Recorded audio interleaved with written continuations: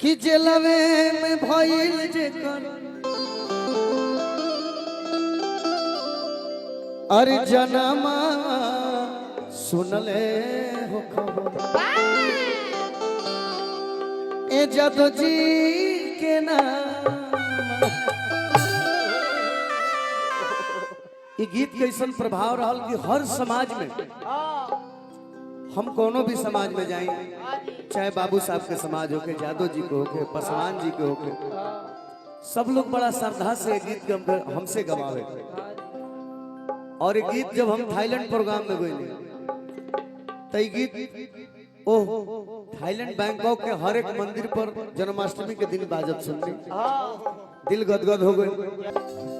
जेलवे में भइल जे कर जनमा सुनले हो खबर जादू जी के नाम।